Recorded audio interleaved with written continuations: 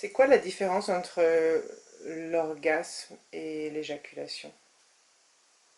Alors, pour les hommes, parce que ça c'est surtout pour les hommes, euh, c'est tout un apprentissage que d'aller au-delà de l'éjaculation. L'éjaculation, elle peut être magnifique, elle peut être pleine, elle permet évidemment de donner la vie, et plus elle est considérée comme une possibilité de donner la vie et pas une finition, une finalité, et plus on peut justement explorer quelque chose d'infini, qui n'a pas de finalité. L'éjaculation, elle va arrêter quelque chose.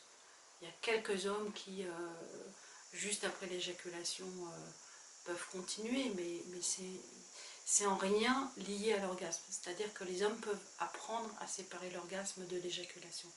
Et que nous, c'est-à-dire que les hommes qui le pratiquent disent qu'en fait, ils vont goûter à un type de sexualité qui ressemble plus à celui des femmes.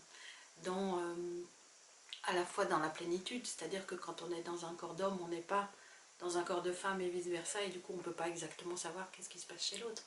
Mais en même temps, ça, les hommes qui pratiquent disent que pour rien au monde ils reviendraient à la sexualité d'avant, parce que c'est trop, bien trop limitant. Et donc, tu peux comparer justement l'orgasme féminin et l'orgasme masculin? C'est difficile de comparer. Ce que je peux dire, c'est qu'un homme, par exemple, qui va rencontrer aussi le plaisir de sa prostate, il va entrer dans un autre type de plaisir